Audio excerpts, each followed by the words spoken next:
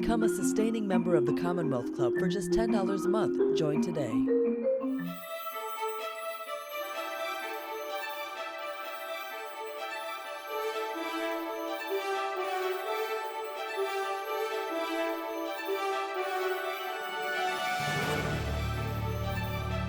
Good evening and welcome to this joint USF and Commonwealth Club event featuring Valerie Biden Owens. Thank you for the possibility for us to live stream this to folks across the city and beyond, and podcast it later so that folks around the country and beyond will have a chance to also be present for this amazing conversation. This is a very special conversation with Valerie Biden Owens. My name is Paul Fitzgerald. I'm the president here at the University of San Francisco. Thank you. On behalf of our amazingly diverse, wonderfully brilliant students, staff, and faculty, it's my pleasure to welcome members of the Board of Trustees, members of advisory boards, faculty, friends of the university, and leaders of the city of San Francisco. We're honored to welcome Valerie Biden Owens back to the USF campus. In a minute, I'll tell you why I say back. She is the first woman in US history to have run a presidential campaign, that of her older brother, Joey, Joseph R. Biden Jr. She also led his 7 straight Senate campaigns and I think ran his successful senior year high school run for student body president. She's chair of the Biden Institute at the University of Delaware and author of this amazing memoir that I hope you've all had a chance to read, Growing Up Biden. You'll hear a lot more about that during the conversation this evening. I am very pleased to welcome Dr. Gloria Duffy, President and CEO of the Commonwealth Club of California. She is a longtime friend of the university and of me, a community partner, a recipient of a 2006 Doctor of Humane Letters honoris causa from the University of San Francisco. As we begin, I want to be sure that you know that this evening's event is the result of a collaborative and ongoing work between people and organizations who share a passionate commitment to public service, to mentoring young people, and to awaken in them the vocation of public service.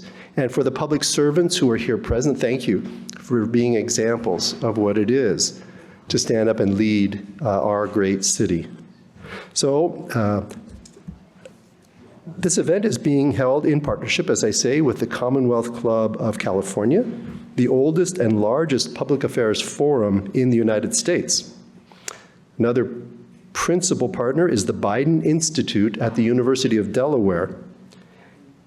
The Biden Institute works to educate and empower the next generation of leaders by convening students, scholars, activists, policymakers, government officials, and business and nonprofit leaders from a diverse range of disciplines, political ideologies, and backgrounds to advance public policy conversations on issues of critical importance facing our nation, our region, and our world.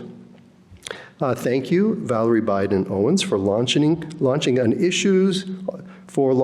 this great conversation and partnership between the University of San Francisco and the Biden Institute, the McCarthy Center for Public Service and the Common Good here at USF, and the Biden Institute have partnered now for 2 summers, the first one virtually, the second one in person, to bring together social equity interns, social equity scholars from both universities, not only to do direct work with young people to prevent summer reading loss, but also to begin to do the critical analysis of the social structures that either help young people to succeed or hold young people back based on factors well beyond their control, but not beyond ours.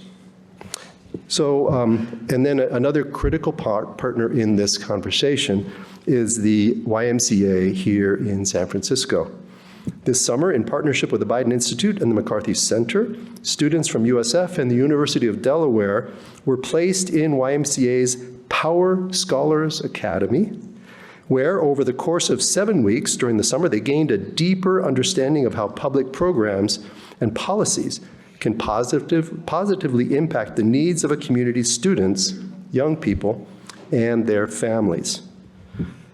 Now, I am delighted to introduce my dear friend, Dr. Chuck Collins, 2018 recipient of a USF Honorary Doctorate and President Emeritus of the YMCA here in San Francisco, and a special advisor to the Secretary General of the World Alliance of YMCAs. Chuck will introduce our speakers. Chuck worked behind the scenes, as I said, with Valerie Biden Owens and Derek Brown, Senior Director of the Leo T. McCarthy Center here at USF, to design, launch, and guide our Equity Scholars Partnership with the Biden Institute. Dr. Collins.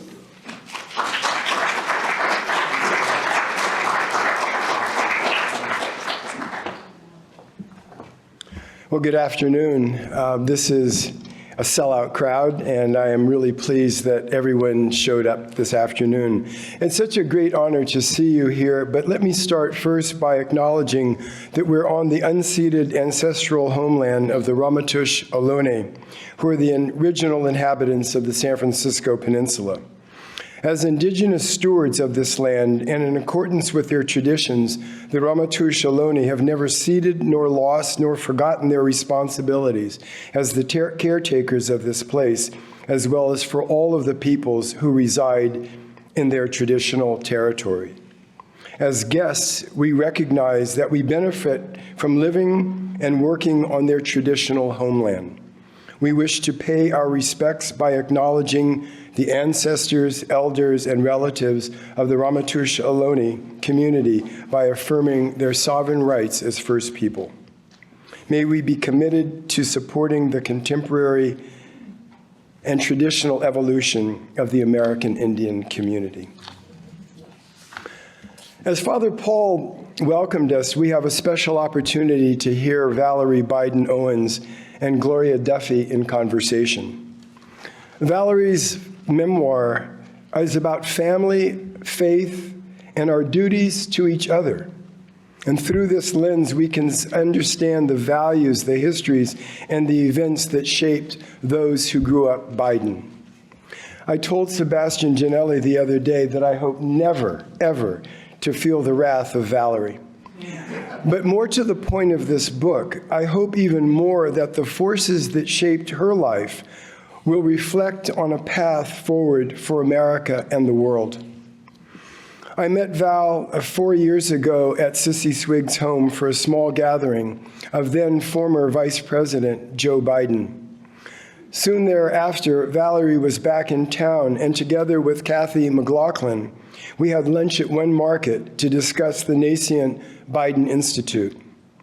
One of the outcomes of that meeting was our determination to do something about the looming equity gap facing so many children and so many young people in America. And as Father Paul was saying, from this, the Equity Interns program was hatched, and now going into its third year in partnership with the Biden Institute, the University of Delaware, the Leo T. McCarthy Center here at USF, and the YMCA of San Francisco's Power Scholars, we're reaching to date thousands of students. But not only that, as Father Paul was saying, it's influencing the interns, those young people that are going into the program to understand this gap and what lies in there, and what better place to really begin that path towards either vocation or avocation, and to develop that mindset also within the families of the scholars, their families, and their communities. And so what I would like, this is a moment that I would just like for everyone who has been involved in this program.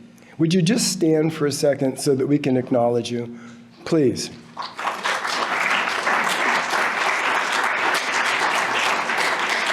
And so what you're seeing, is the outline, the footprints of a dream. And so thank you for that. As a member of the Board of Governors of the Commonwealth Club, bringing Gloria Duffy into this conversation joins two fearless leaders to discuss family, faith, and our shared responsibilities. Gloria's background across many sectors draws from a deep reservoir of experience. The recent death of Mikhail Gorbachev highlights the work she did in leading the world in nuclear disarmament and dismantling weapons of mass destruction in the former Soviet Union. Her skills of negotiation have made this world safer. With equal diplomacy, she now leads the Commonwealth Club, which, as Father Paul was saying, since 1903 has been America's oldest forum promoting civil discussion. And so it's my pleasure to bring into this conversation here in Xavier Auditorium at USF, and to the broad national and global audience, Valerie Biden Owens and Dr. Gloria Duffy.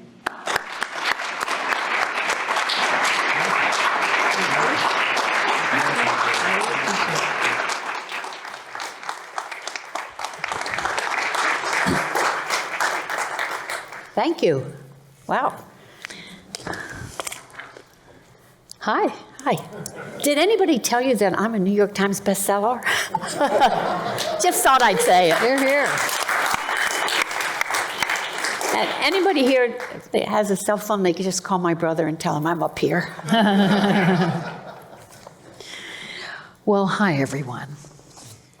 Thank you, Father Paul, for that gracious welcome. Thank you, Chuck, for that warm introduction. It's good friends and partnerships like tonight's that are most fulfilling for the Commonwealth Club, and we're so glad to be included here with our friends from USF. I'm Gloria Duffy, as Chuck mentioned, President and CEO of the Commonwealth Club, and I'm so pleased to be the moderator of tonight's conversation with Valerie Biden Owens. Warm welcome to club members, USF students, friends of USF, and the others that are with us here this evening. Ms. Biden Owens is definitely a woman who needs no introduction, but I just wanted to mention a few important points. She is the first woman in history to have run a presidential campaign, that of her brother, Joseph R. Biden Jr. She also managed the campaigns leading to his 7 straight U.S. Senate victories and has been his principal surrogate and on the campaign trail. She is chair of the Biden Institute at the University of Delaware and a partner at Owens Patrick Leadership Seminars. She sits on the advisory board of the Beau Biden Foundation for the Protection of Children. For 20 years, when she was not managing or advising President Biden's campaigns, she served as executive vice president of Joe Slade White & Company, a media consulting firm. She's worked extensively with Women's Campaign International, teaching women how to organize and develop communication and political skills. She has also served on the national board of the Women's Leadership Forum, of the Democratic National Committee, and for 35 years on the board of the Ministry of Caring. She is a former high school social studies teacher many, many years ago, a graduate of the University of Delaware, and she was a resident fellow at the Harvard Institute of Politics. Most importantly for us tonight, she is the author of the new book, Growing Up Biden, a story of family, faith, and responsibility, the subjects that we will discuss with her this evening. You've already given her a warm welcome, but please, once again, welcome Valerie Biden Owens. Thanks, Father. Thanks, Chuck. Maureen, thank you. Sissy, thank you. So I have quite a few questions for you. But I just Make them easy. I imagine you're up to any level of difficulty. And I'll start by asking some of those, but I do want to remind those of you here in the room, please do send us questions. There are question cards. You can send them up to the front for us to ask. For those who are watching online, use the chat function on your online portal. Again, we'll be collecting questions, and I'll get to as many of them as I can as we get to the latter half of our program. So, now, let's get started. Okay. Tell us, why did you write this wonderful memoir, Growing Up Biden? Well, I never started out to write a book. What I write and have written for years are vignettes. I'm a storyteller. And the way that, when people have different emotions, happy or sad, churning, some people go out and run 5 miles or play the piano or do a great artwork. I write. So I just go up and sit down, and whatever the emotion is from that I feel for myself or that I feel for my associate, whoever I'm with, I write. And my children, I have 3 children, Missy, Cuff, and Casey, boy, girl, boy. Is that right? Girl, boy. I know my kids. I got it. It's a girl, boy, girl. And they said, Maya, why don't you put these stories in a book? And you've heard this expression before, my Biden word of honor. I said, who cares? That I rode on the bicycle with Joe, Uncle Joe. I mean, who cares? And they said, we care. Write it down for us and write it down for your grandchildren. So I did. And the hard part was not the writing, because that just came, but it was putting it together, like which kid do you like better, or what story to put in. And I find that I'm to the extent that I'm good at one thing, I'm a better writer than an editor. So I wrote it for myself, no grand scheme. I wrote it for myself and my kids. And from this book, what do you hope readers will take away? At the risk of being a wise guy, I don't care. There's no moral to my story of what I want you. I'm writing this book so that you'll understand this. For me as an author, the biggest compliment for me would be when you put the book down and you said, God, she gets me. Or, that's my mom. Or, that's my dad. Because I grew up I have 3 brothers. And we grew up in a middle-class American family, mid-20th century, Irish Catholic background.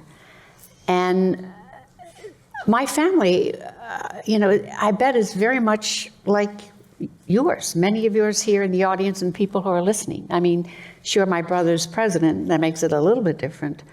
But, the fabric, the threads that weave the concept of family together, which are compassion and commitment and love and heartbreak and disappointment and loss, they're the same threads that I bet run through all of your families.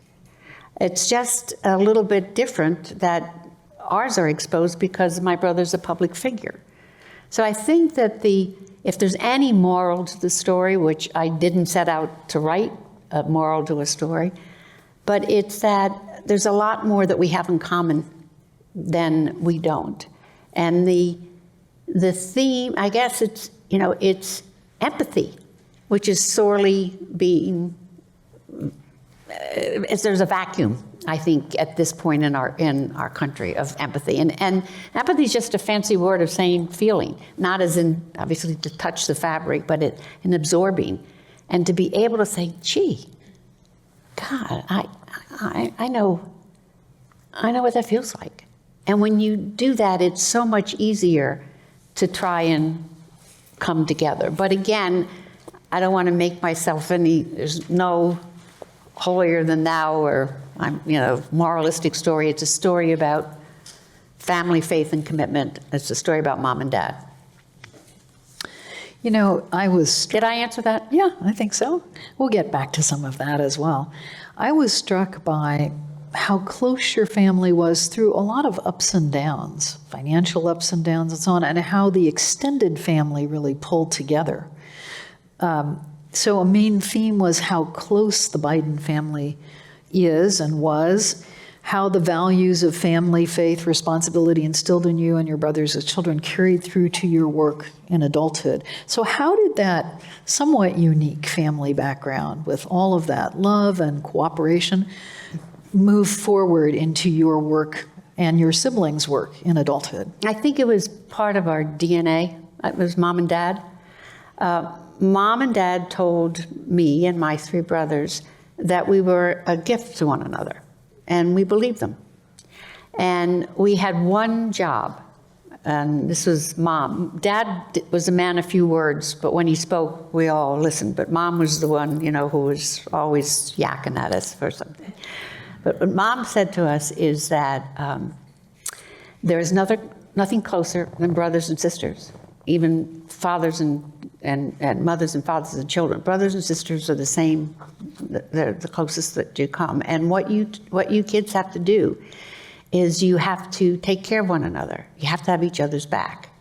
And really and truly, she said, when you walk out that door, you close the door behind you, you just have to remember that you're Bidens. And not Bidens like your Kennedys or your Rockefellers or Whitneys or whatever famous name, but you're Bidens, and you're 4 little kids who have each other's back. And God forbid if one of us would ever turn on the other. I mean, that's when all hell would have broken loose in our house.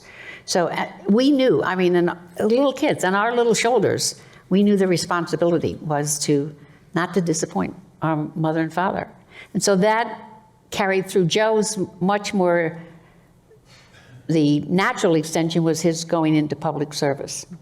And that doesn't make him good or bad, that just makes who he is. I mean, he is a public servant. There's no daylight between the private man and the public servant.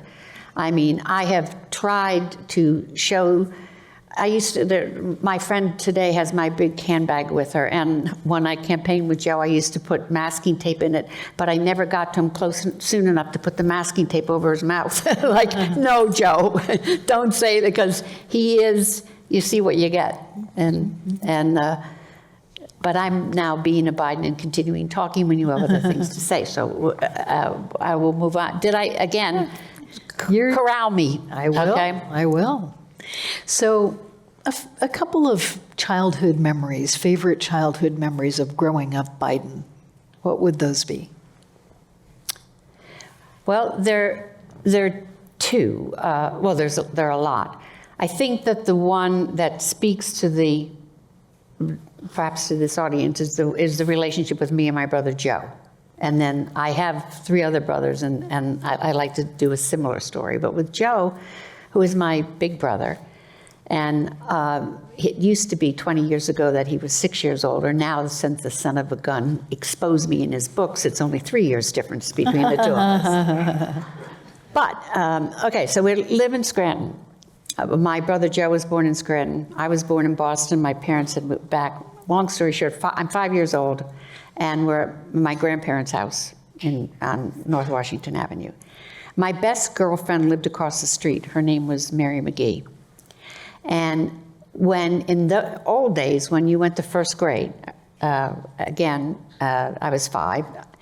You didn't go to pre-KK, pre-first. You went right into first grade, into the jaws of the nuns. Whoa, that was mighty powerful.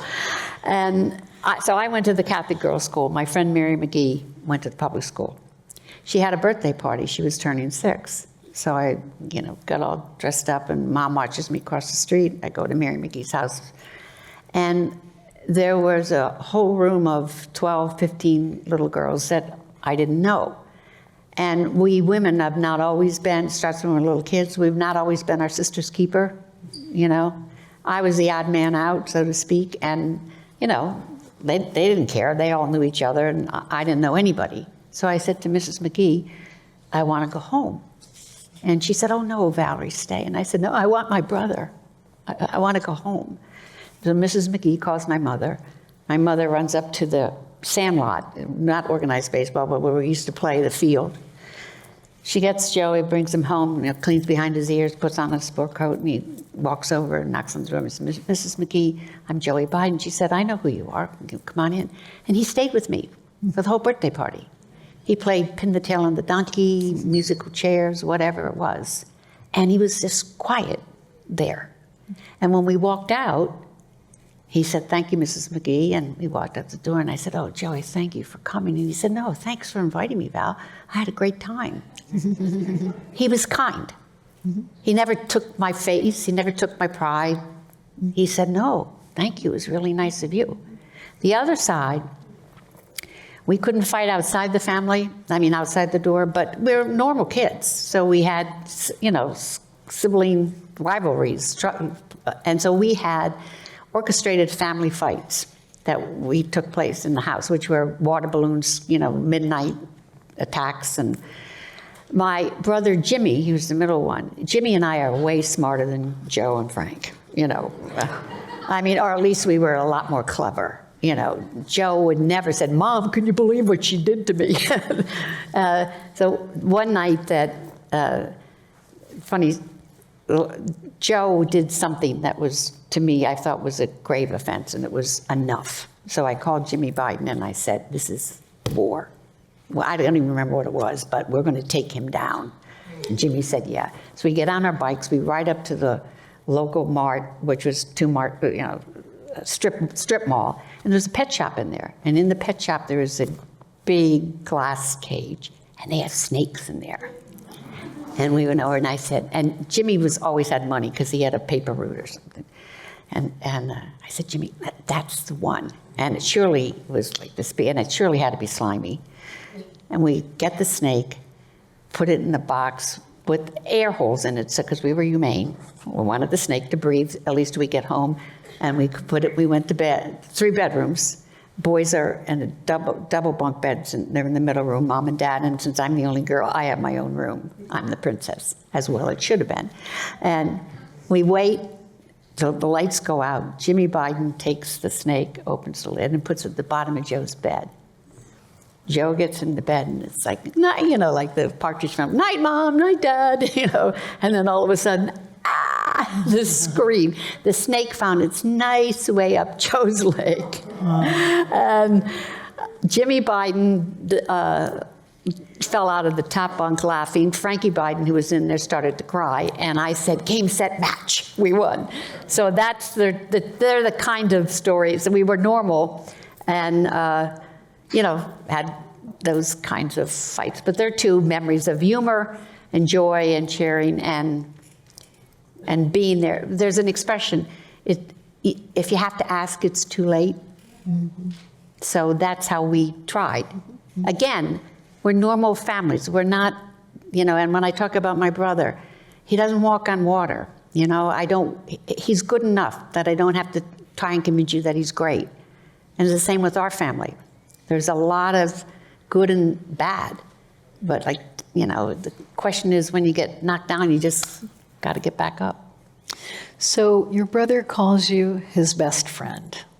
How did you, out of this family environment, several kids and so on, how did you and he get to be best friends? Well, he was my big brother. And from the time I remember opening my eyes, and again, this is not a Bidenism, there's no exaggeration, there's no malarkey. He grabbed my hand and he said, "Come on, Val." He said, "Let's go. We got things to do, places to go, and people to see." And he took me with him every place. And when his friend said, "Why did you bring a girl?" He said, "She's not a girl, she's my sister," And he told me, again, gospel truth, that whatever he could do, he said, "You can do it better." He said, "You're smarter than I am. You're a nicer person than I am. You're whatever it was." And he gave me confidence I thought that I owed it to him and then to myself to try and be the little girl or the big girl that he thought I was or was capable of being. So my little legs pumped just as hard to keep up with them and the boys. But he said, "You could do it," and he said I could do it, and I believed. I said, "Well, okay." Like 29, he's running for the Senate, the youngest guy. He was too young when we were elected in 1972 to serve. He had to wait for his birthday. And he's the first senator that he and I ever met. And he's 29 and I'm 20, what's that make me, 26? And I said, "I don't know how to be a campaign manager." And then I thought about it. I said, "Hell, you don't know how to be a senator. So if you could be one at 29, I sure could be a campaign manager at 26. So that's, it's about trust. And we were together all the time and with not just Joe, but with my 3 brothers. I don't think there's anything that any one of us have done to deliberately hurt the other. Now, have we? Because we've made a mistake, or we've been dumb, or we hurt somebody's feelings. We used to have family. Do you want me to stop? Do you have an? No, please. We had, this is Joe's idea, we had what was called family meetings.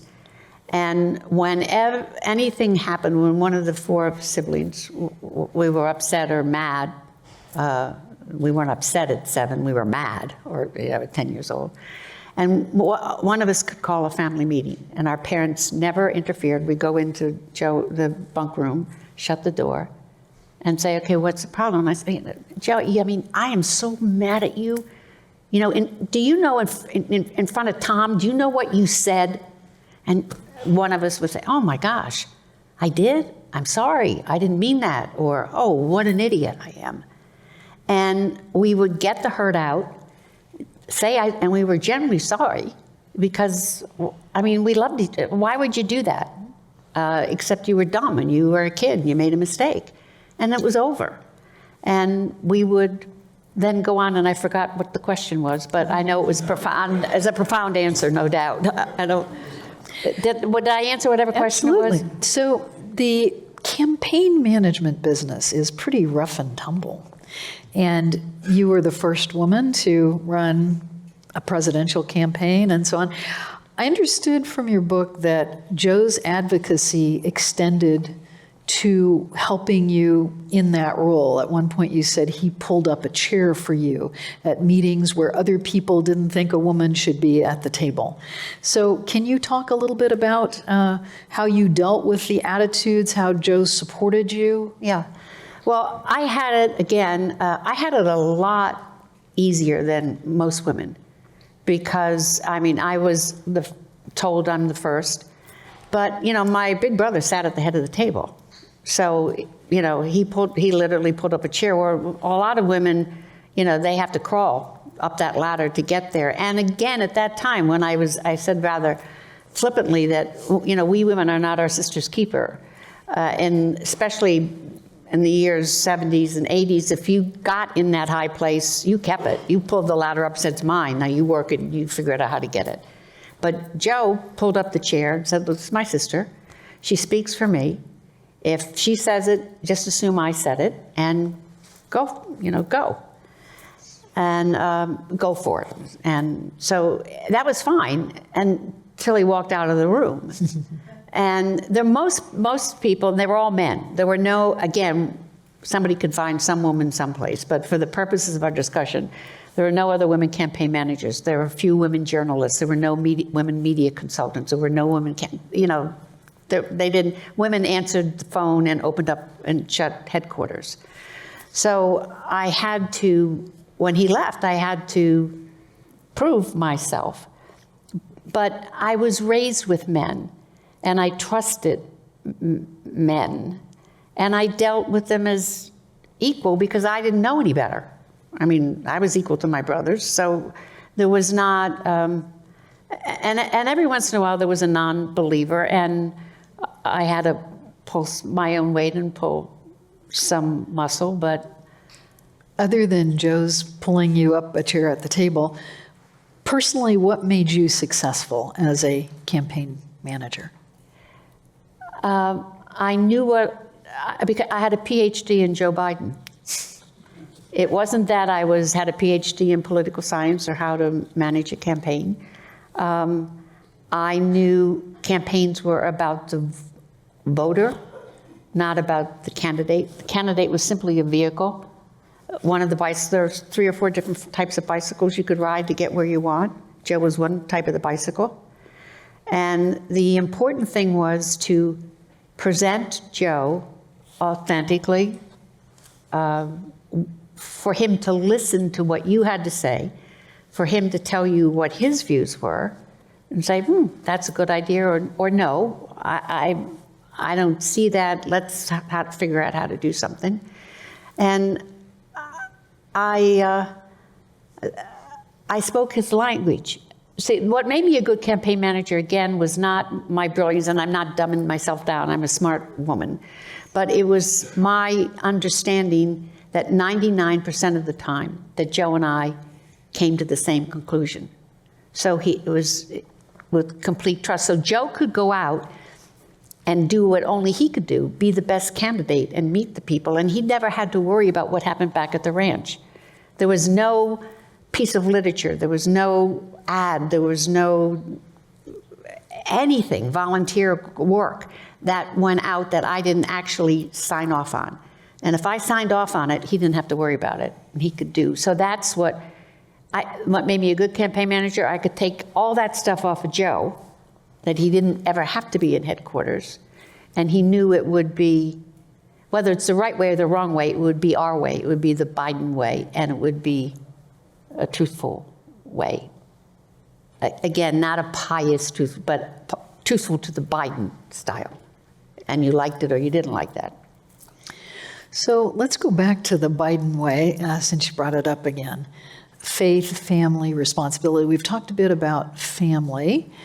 How about the faith part? What roots in faith does the Biden way have? Well, our culture is an Irish Catholic. I think being a Catholic, for me, being a Catholic is as much a culture as it is a religion. You know, we were an Irish Catholic family. We were not a pious family or a religious family. We went to Catholic school. We went to Mass on Sunday. We didn't eat meat on Friday. We gave up candy for Lent. You know, but what was instilled in us, what made the faith so mesh so well, is that the Catholic social doctrine that we were taught at school with the nuns meshed with my family's values. My father, the man of little words, said that the greatest sin of all was the abuse of power. And we know, especially women, the first thing they think about is, I don't know, one of the abuse of power is, physical. But we all know there's abuse of power is psychological, it's emotional, it's financial, it's more than just physical. And my dad said it takes a small man to hit a woman or a child. And he hated bullies. And specifically, my brother Joe, the great orator, I don't know if, when he was a little kid, he could not string more than 3 words together. He was a terrible stutterer. And people, adults, as well as children, made fun of him. And the assumption was when you can't, that you're stupid. You study, you're stupid.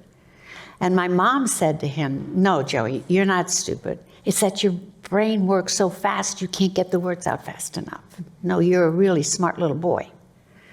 So my brother knows, which what I think makes him such a good leader.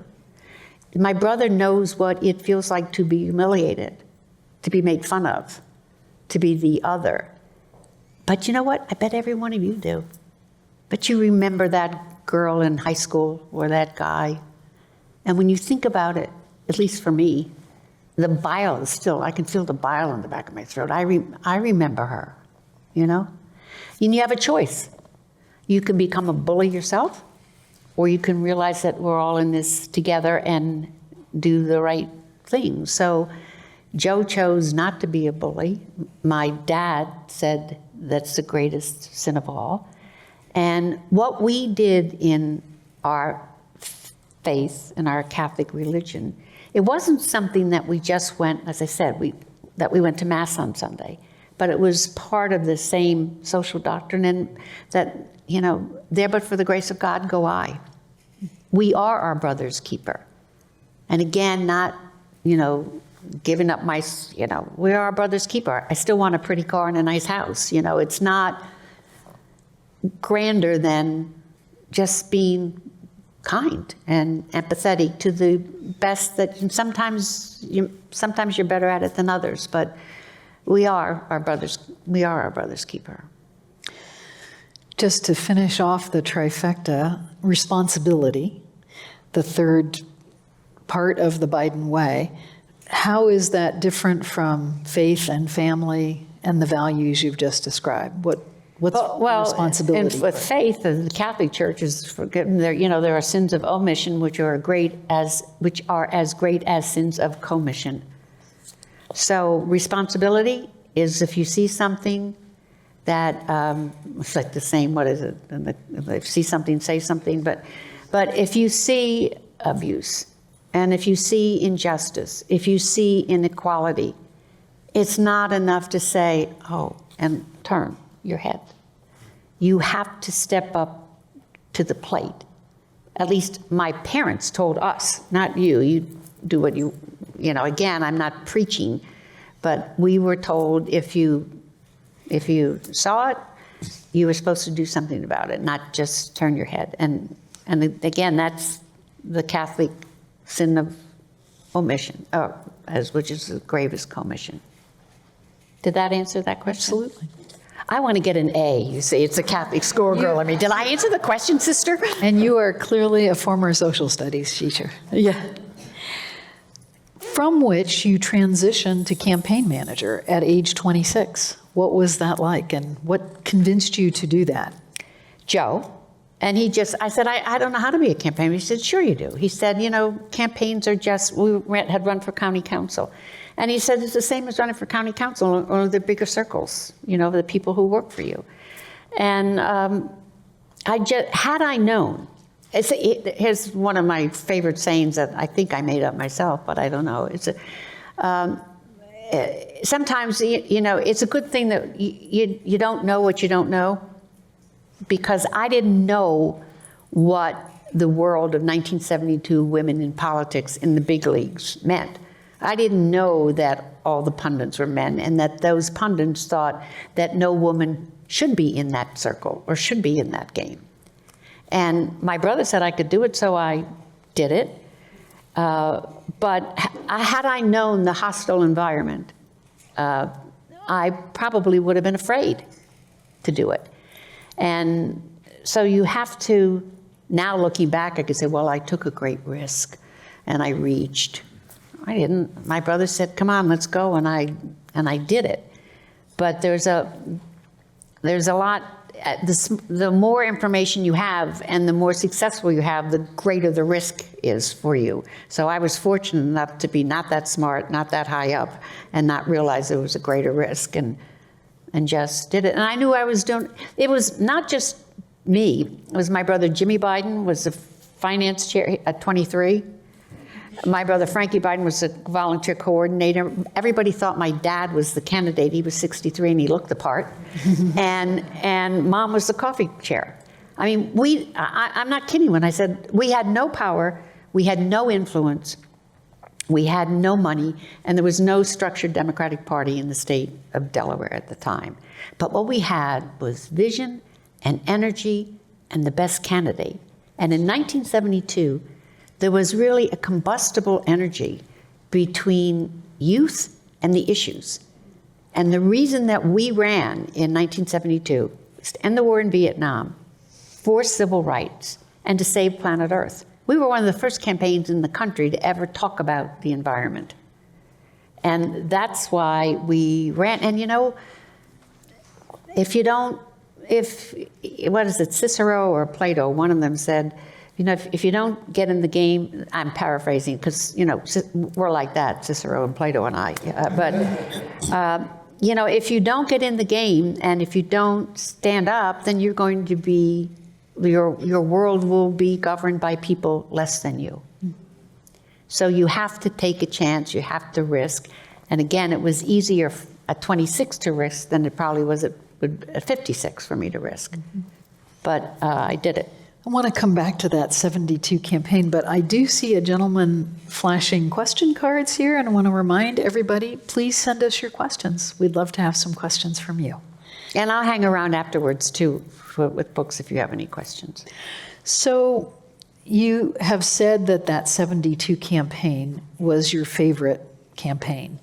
It was called the Children's Crusade.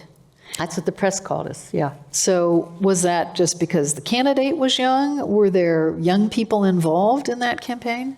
It was because I was a high school teacher at Wilmington Friends, which was a private, wealthy, Republican enclave Quaker school. All the teachers were probably Democrats or leaning towards Democrats, but the entire student body, parents, And these parents would have sooner voted for Mickey Mouse than for a Democrat. So it was, and they're the kids I taught. So I would be fired for this now, but I jokingly said to my kids, my class, if you don't work for my brother, I'll flunk you. And they thought, isn't Miss Biden funny? Isn't that cute? But I said that Joe came in to speak to the student body, which was all of 250 kids or some number. It's in the book. I don't remember exactly now. And they were intrigued because in 1972, they had skin in the game. It's the first year that 18-year-olds could vote. And they all had brothers and sisters who were in college campuses, you know, from the Kent States and on that were revolting and having campus riots. And everybody was going to Vietnam. That was there. So I said, look, you can learn about, in all seriousness, I said, you can learn about social studies in the classroom here, or you can experience it and, come with me. And my students, made the logo. They made all the we didn't have any money. So they would come after practice, and all of our signs were handmade posters with, that somebody would be stapling the wooden stick on it. And those signs that we watched in a parade, as opposed to the fancy posters, were they were different. I mean, people said, there's something to this. And Nelia was an 8th grade teacher, Joe's late wife. And it was those kids, those 8th graders, got their parents because of Mrs. Biden. And they got their parents to drive them and to distribute literature. And the press called us the Children's Crusade, and we had our own Biden post office. We had no money for stamps, and we had no money for fancy pamphlets. So we, those rag newspapers like the Screamers, the Daily News, well, the weekend, I'll finish this, the weekend before Labor Day, and that's in the old days, 72, that's when the campaign really went into gear, only those 6 weeks, Labor Day to Election Day. So the weekend before Labor Day, we had $7,000 left, and the good government groups, which like Joe, said he's a good young man and never going to win. But we ran against, this is Nixon landslide year, against George McGovern. Our opponent had twice governor, 3 times House, and was running for his 3rd time as United States Senator. The president, Nixon, came in and anointed him in August, and to run our opponent. And our opponent made the big mistake of, they thought we were a gnat. They never even acknowledged us. It was the Rose Garden strategy. Don't acknowledge a contender to the throne because they're nobodies. So we snuck up on them. Anyway, the Labor Day weekend, we ran a poll. We had a 16% recognition factor in the state and a 17% approval rating, because that one point was we were a Democrat. They didn't know who we were. We won 6 weeks later, 3,163 votes.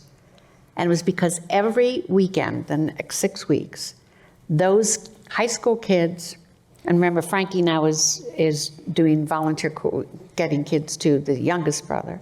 Those high school kids and Nelia's 8th grade kids' parents, they got up at 6 o'clock in the morning, and we hand-delivered 150,000 pieces of literature throughout the state every Saturday to Election Day. And at the end, people were waiting outside their door, like, where's my paper? Or calling headquarters, I didn't get my paper. The kids would deliver the paper, play their football game at 10 o'clock, and then go back and deliver the rest. And these Republican parents, this is my theory, which is what I absolutely, but of course labor helped us and good government, but these parents who said, oh my God, Susie would no more get out of bed before 12 o'clock on a Saturday than fly, which is normal for high school kids. To see their kid, Susie or Johnny, get up at 5:30 to be at the drop-off place at 6 o'clock to hand deliver these papers, they said, you know what? I better take another look at this guy. Because we parents think we influence our children, and we do, but our children influence us. And if your child does that, say, you know, there's got to be something to them. I'm going to take another look. And I think it's those parents, the reason that we won, also with the help of God and the goodwill of the neighbors and all those novenas to St. Jude. But maybe. So 50 years later, you're the chair of the Biden Institute. You're working- I think your math is probably wrong. you are working with young people again. Yeah. What are you doing with them, and how are you helping them to be engaged? The cliche of helping young leaders, but what we want to do at the Biden School, and the Biden Institute and the Biden School of Public Policy is have a place to convene, to bring the divergent groups, the best minds in policy and in public advocacy. The Biden Institute is different from the halls of the building, academia, where you learn the policy. Ours is the practice of politics. And you can't get any place unless you have civility and civil discourse. And so we're trying, that's our goal, and to bring people that, gosh, that never would be exposed. Look, my father said, Joe and I, all of us went to public Catholic school, but then the University of Delaware. And to have these students at the University of Delaware, ordinary kids, middle-class kids like me and Joe. By the way, I couldn't, when I enrolled, I went to Ursuline Academy for Young Girls in high school, and I wanted to, my classmates all were going, the majority of them going what we call the Catholic Ivies. For the boys, they went to the Holy Cross, the Georgetown, the Notre Dames. For the girls, it was Manhattanville, Marymount College, Newtonville. I was going to the University of Delaware because my parents couldn't afford it. And besides that, I couldn't wait to get out of an all-girls school. I thought, 5,000 co-ed, I am there, you know. I'm there. But the biggest thing about college was living, the campus experience. And my dad, good man, but was not, and financially was not able to afford for me to go to, Joey was already there, but for me for room and board. And he said, honey, and he was a car salesman. So he tried to bribe me, and I don't mean, and it was Dad's, he was trying to do the right thing. He could buy a car because he sold them, so he could get a car that I could drive back and forth more than he could afford for the tuition. And Joe and I worked in the summer, so it wasn't like, you know, we were waiting to get, you know, I'm getting my nails done and where's my tuition money? So Dad said, I can't go. And another story is that my brother, several weeks later, said, come on, Val, let's have a family meeting with Mom and Dad this time. And he said, I'm not going to go back to school this year. I'm going to take this year off. He was a junior. And again, to say with dignity, because he didn't want to take my father's dignity that he couldn't do this, to send us both. And he said, I'm not going to go. Send Val. She's a better student and she deserves it, and let her go. And my father said, Champa, you know, we can't do that. Somehow by the end of September, the end of August, I don't know how, my father got a loan and Joe was able to go back and I was able to go.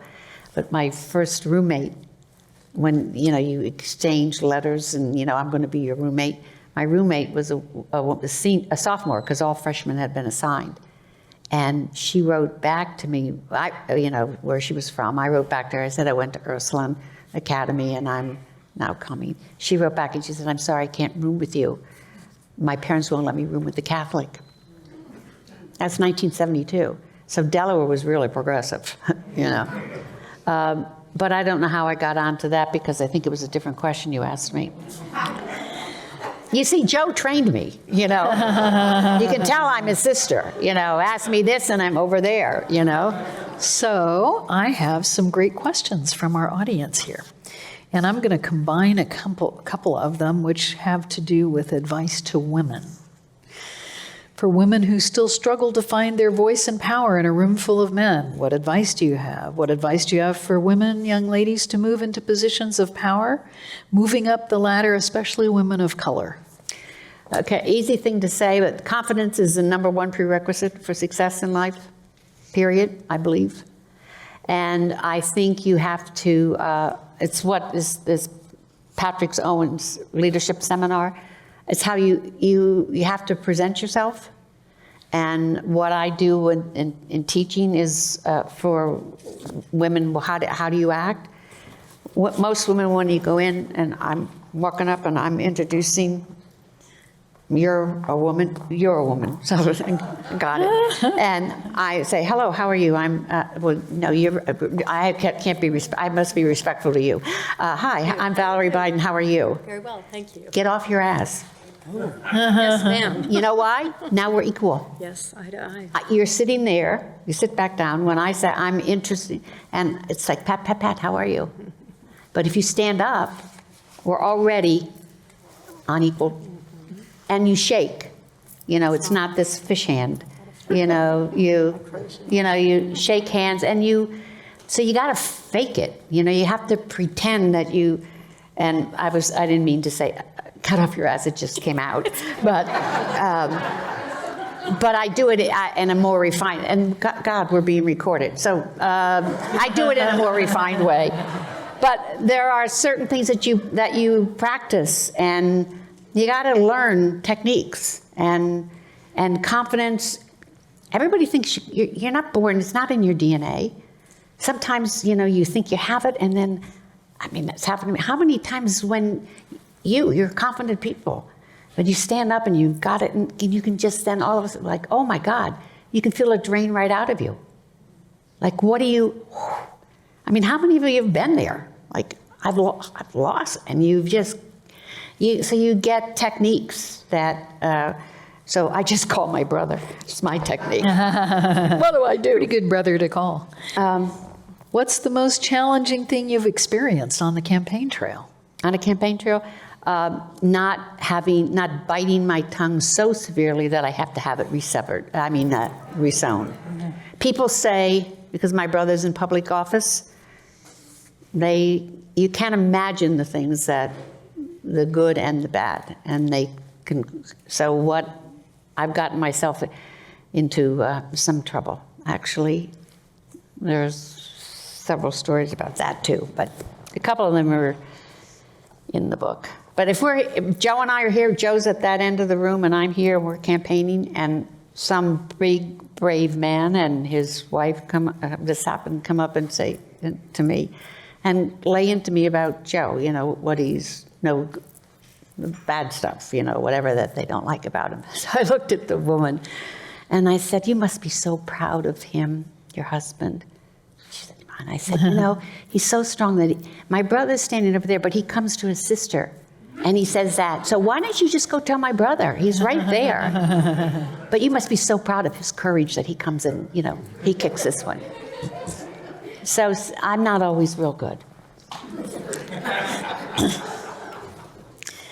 You shared some poignant sayings that your mom and dad instilled in you. Are there ones you have that you have encouraged your children to live by? That there's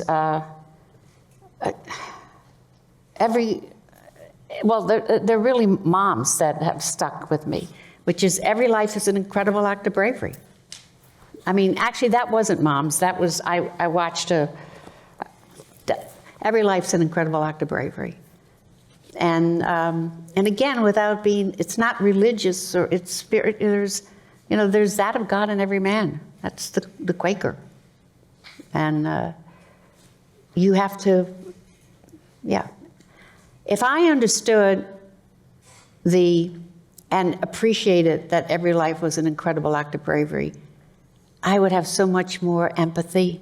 I don't know what it is, and you are acting like such a jerk, but I don't know whether you just found out that someone in your family overdosed, somebody has cancer, your husband you're going to divorce. I don't know that. I know you're acting like a jerk. So it doesn't mean, I'm not that good to step back and, turn the other cheek like Christ, but for the moment, one of the things that we were taught, is that in the Biden family, is that words are weapons. And never say anything that you can't take back. That doesn't mean you don't have a backbone of steel, and that doesn't mean that you don't stand up and say, oh, no, never again. Don't do that. But it means that what we did, our parents, that we would walk away at that moment and come back in an hour or the next day and address it, not to put it under, but words are weapons. And that's what I tell my children, Jack and I. Jack said, Valerie, I'm part of this. They are our children. There are two of us, but that's one of them. Back to politics and young people. What advice do you have for young people who want to enter politics today? I guess three things. First of all, know why you're running. It sounds simplistic, but know what it is worth losing over. That goes with why are you running and what is it worth losing over. And the other one is the three. The other one would be to get your personal life in order. Now, I don't mean CIA, going through your garbage looking for your tax records. I mean your personal life.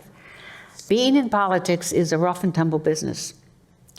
And you're out and you've got incoming all day long out in the field. So when you come home, your partner, your spouse, your aged parents, your young children, that's got to be a safe haven. So you can't, if your spouse is not, that's the easiest example. From my case, if my husband weren't there with me and backing me, and I get in at 10 o'clock because I'm been wherever I've been at with rallies and doing, he says, oh, glad to see you can make it, Val. 10 o'clock, it's okay. I gave the kids dinner and I gave them all the bath and I gave their homework, but I hope you had a nice day. You don't need that. So you got to have your personal life in order. Or if you've got older parents or parents, now whether they're old or not, that, they're used to talking to you every day. And now you're only calling them like again Thursday. That's okay, I'm your mother. I haven't heard from you in 3 days, but, I'm only your mother. Mm-hmm. Those kinds of things. So, and then the third thing is listen to your gut. That doesn't mean that you don't surround yourself with people who are smarter than you are in the areas that you're not so smart. And you get as much information as you can. But in the end, it's your campaign, it's you, it's who you are. And so listen to your gut.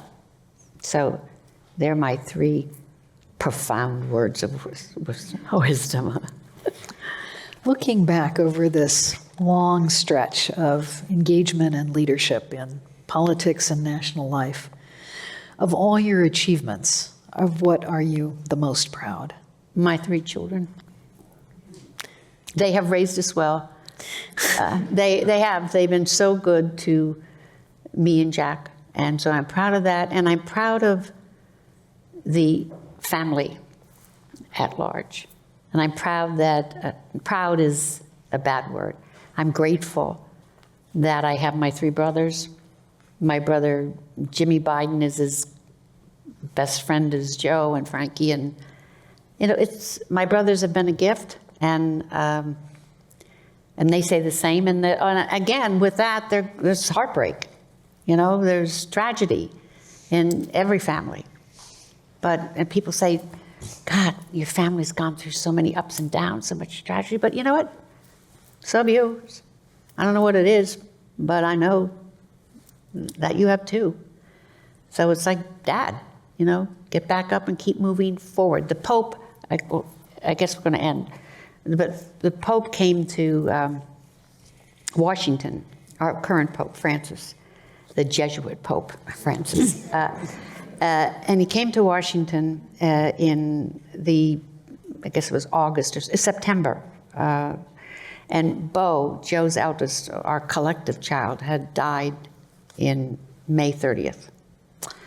And the Pope, we had a mass, and there were so many seats outside because everybody couldn't fit in the cathedral. And there's big jumbo screens. And the Pope, his sermon was being projected onto the screen. And the essence of his sermon was, keep moving forward. And I remember I was here, my daughter Casey was next to me, and my brother Joe was next to her. And I promise you, my Biden word of honor, I was positive that the Pope was speaking directly to us. Keep moving forward. That's the joy. That's the magic. What I am most grateful for is the magic of family and the magic of growing up Biden. I think that serves us well as a final thought.